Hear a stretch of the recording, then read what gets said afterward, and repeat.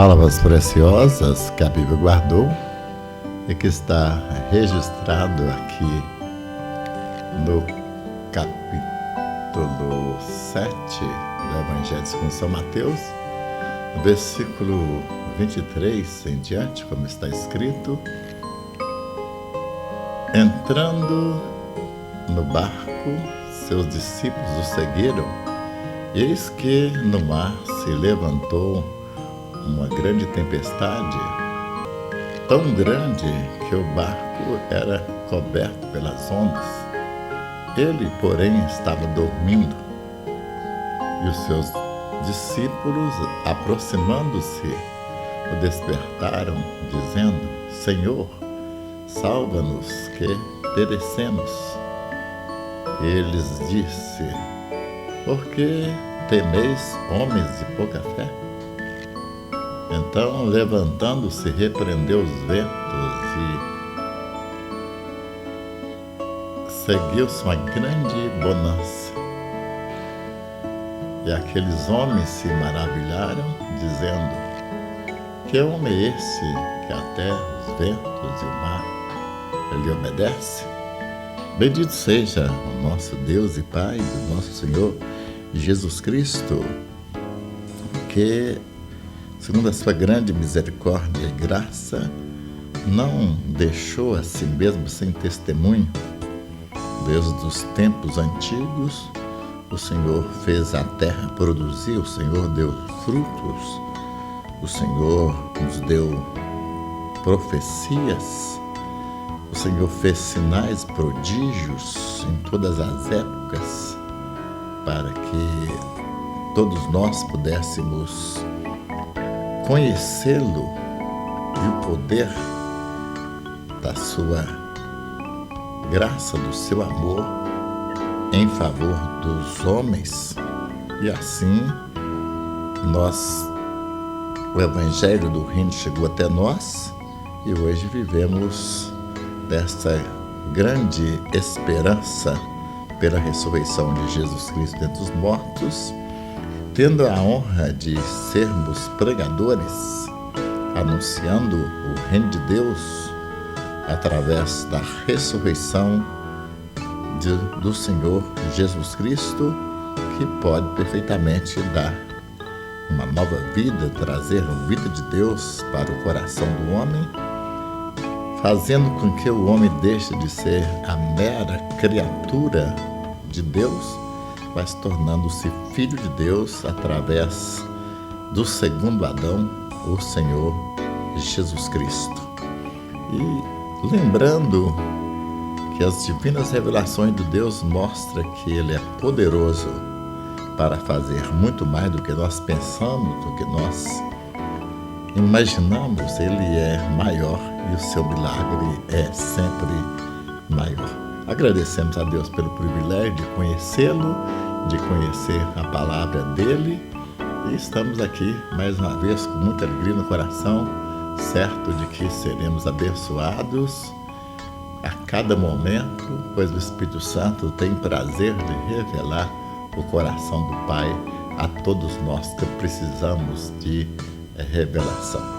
O texto que nós estamos meditando aqui no capítulo 7, ou melhor, no capítulo 8 do Evangelho segundo São Mateus, versículo 23 em diante, fala para Jesus acalma a tempestade quando os discípulos estavam apavorados, o vento soprava, o barco balançava, e eles acordaram Jesus, e Jesus acalmou os ventos em tempestade e todos ficaram maravilhados. Fico perguntando de onde veio este vento e essa tempestade. Há uma música que nós cantamos desde que eu cheguei na igreja, que diz que nem as folhas das árvores se movem se não for pelo poder do Senhor. Então, algumas pessoas pensam que esse vento, essa tempestade, foi o diabo que provocou para matar ou atrapalhar a vida dos discípulos. Mas fica sempre essa dúvida, baseada em um conhecimento mais profundo de que Deus ele tem o mundo em suas mãos, ele controla todo esse universo em santo amor, conduzindo este universo na direção que ele quer que chegue à humanidade. Isso quer dizer que Deus ele tem o controle de tudo. Não há nada encoberto diante dele. Ele é onisciente, ele é onipresente, mas também ele é onipotente. E ele trabalha na direção do pecador perdido, da salvação da raça humana. Ele trabalha na direção da vitória final, quando os ímpios receberão o castigo da sua impiedade e quando os justos resplandecerão no reino do Pai. E que nós caminhamos a cada dia para esse ditoso dia, esse maravilhoso dia, em que a igreja vai subir, encontrar o Senhor nos ares, e nós estaremos para sempre com o Senhor. A grande esperança do cristão,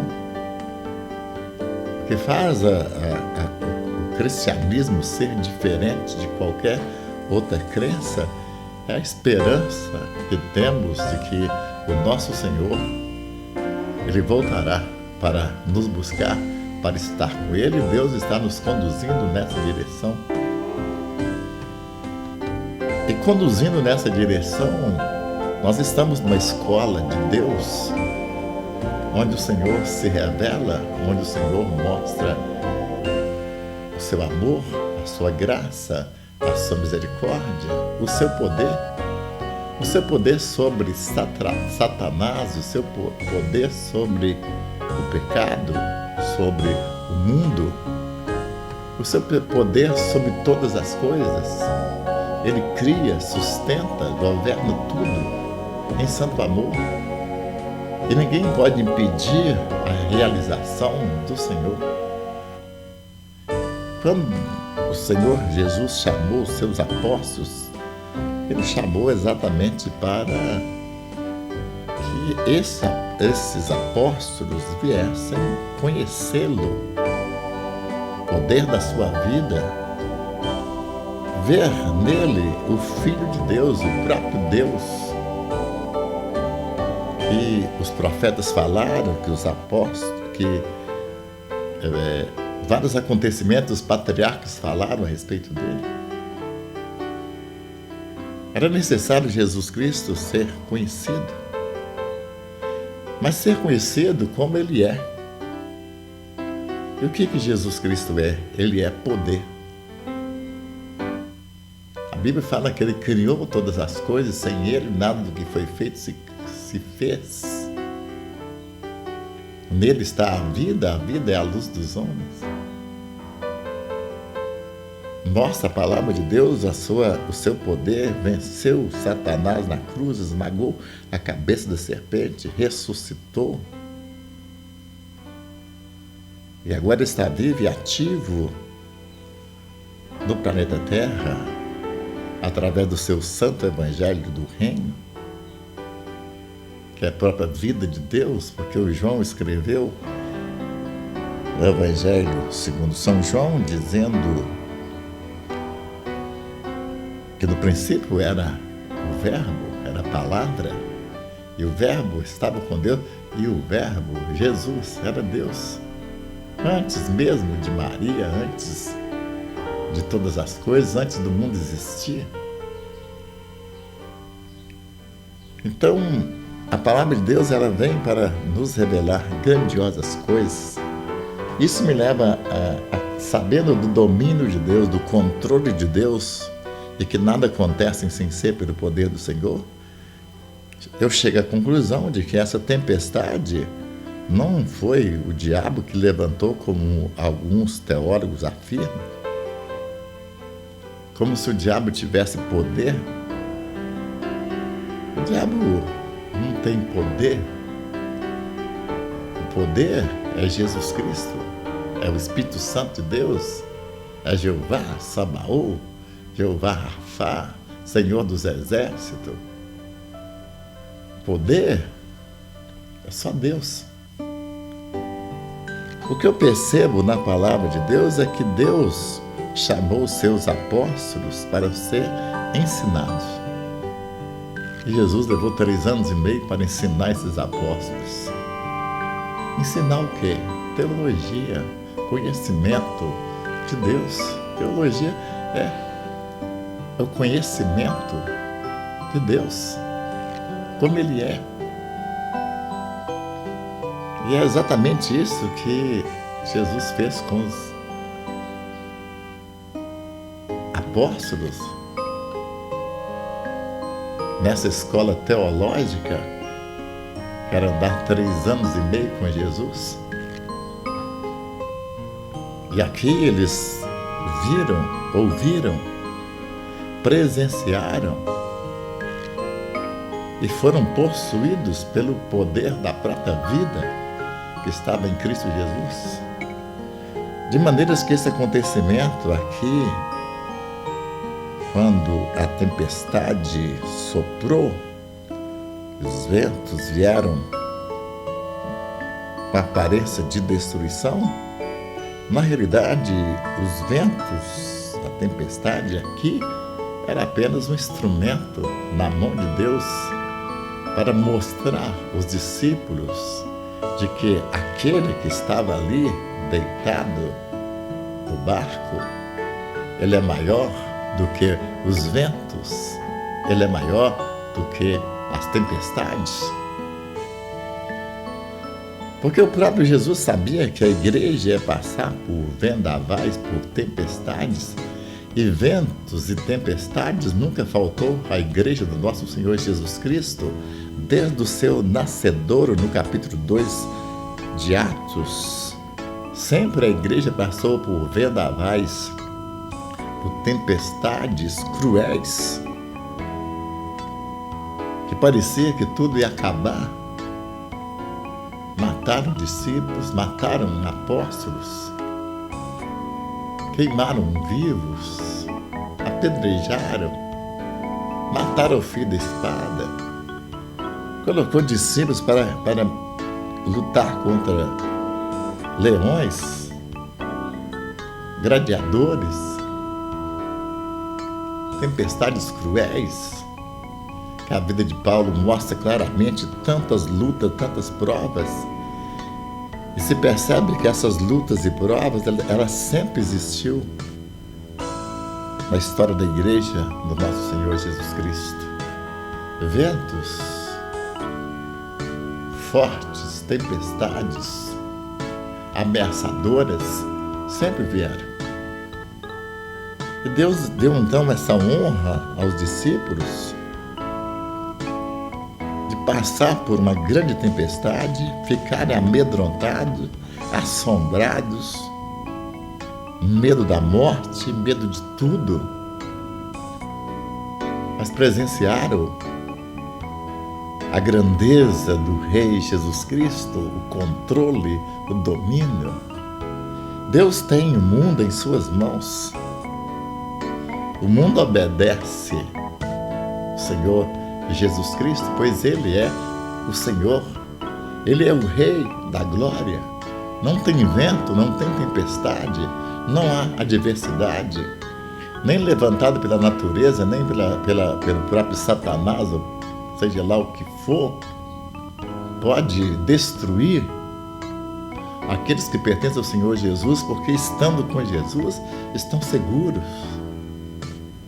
E os apóstolos ali, havia vento, havia tempestade, mas havia unção, havia poder. A presença de Jesus é real. E ela aparece mais quando há adversidade, quando há provas. E Jesus então queria dar uma aula teológica para aqueles apóstolos, mostrando a sua soberania, mostrando a sua onipotência, o seu poder sobre a natureza. Como eu dou glórias a Deus porque Ele nos ensina constantemente. É nós que não temos olhos para ver. Nós temos aqui diante de nós, nesse capítulo 8, versículo 23 em diante, uma aula teológica, uma lição teológica que o Senhor quis nos mostrar e mostrar para os seus discípulos. Está alguém aqui que é maior do que vento, maior que tempestade, maior do que as adversidades da vida? E não há adversidade da vida, não há prova, não há luta que o Senhor não tem controle sobre ela. Ele pode perfeitamente socorrer aqueles que chegam a Deus, aqueles que se entregam ao Senhor. Deus nunca nos perderá. Deus nunca nos perderá. Recebemos o selo do Espírito Santo. De vez em quando eu ouço coisas tremendas a respeito da marca da besta. Alguns crentes mal avisados, mal informados, acreditam que um crente pode ser marcado com a marca da besta. Quando se viu isso na Bíblia, na Palavra de Deus? O crente já tem as marcas do Senhor Jesus. Nada pode tirar o domínio de Deus, o controle de Deus do nosso viver. Capítulo 10 de Evangelho segundo São João, versículo 28, diz: eu dou-lhes a vida eterna e nunca hão de perecer. Eternamente ninguém os arrebatará da minha mão. Portanto, agora nenhuma condenação há para aqueles que estão em Cristo Jesus. A Bíblia diz que não há condenação. Como que eu posso ser marcado pela marca da besta? Se Jesus chegou primeiro em minha vida e já me marcou, eu já tenho as marcas do Senhor Jesus. A marca do Senhor Jesus é o selo de Deus, é o próprio Espírito Santo de Deus, que é a marca de Deus, do direito de Deus, do controle de Deus, dos direitos de Deus em minha vida. O diabo se foi o diabo que levantou os ventos e tempestade, ele perdeu tempo, ele sempre vai perder tempo. Deus jamais perderá um dos seus. Ele disse: nem um fio de cabelo da nossa cabeça se perderá. Ele contou todos, dizendo a segurança que é a dele. Deus nunca vai perder. Quando ele chega já no final da sua vida aqui na terra, ele chega para Deus e diz: aqui estou com todos os filhos que o Pai me deu. Dentre esses filhos estão todos aqueles que foram gerados pela Palavra de Deus, pelo Espírito Santo de Deus, que tem as marcas do Senhor Jesus, o selo de Deus em nossa vida. Jamais receberemos marca do diabo, jamais. Faça chip, faça o que quiser. Nada pode tirar as marcas de Deus da nossa vida, que é o batismo com o Espírito Santo. É o penhor da herança de Deus. O Espírito Santo é o penhor da herança de Deus, que somos nós. Não somos nós que guardamos a nossa vida. Não somos nós que resolvemos os nossos problemas. Não somos nós que controlamos o nosso viver, as ondas, os ventos, o mar. Nada disso. Nós temos um Deus. E a palavra do Senhor diz: eis que não dormirá, não tosquenejará o guarda de Israel. A segurança nele, aleluia. Há segurança no nosso Deus. Os discípulos acordaram o Senhor Jesus e Jesus disse para eles: olha, como se Jesus dissesse: eu estou aqui, eu estou aqui. Eu queria dizer aos meus ouvintes nesta hora: o Senhor Jesus está aqui. O Senhor Jesus está com você. Há ventos, há tempestades em sua vida, mas o Senhor Jesus está aqui conosco. Eu estarei convosco todos os dias até a consumação do século. A presença de Jesus é garantia de vitória, é garantia de felicidade, é a garantia de que jamais seremos violados, seremos destruídos. Que maravilha do amor de Deus em colocar aqueles discípulos no meio de uma tempestade para ensinar para eles que Ele é maior. E para que nós pudéssemos ler esse texto e descansar nessa pessoa maravilhosa.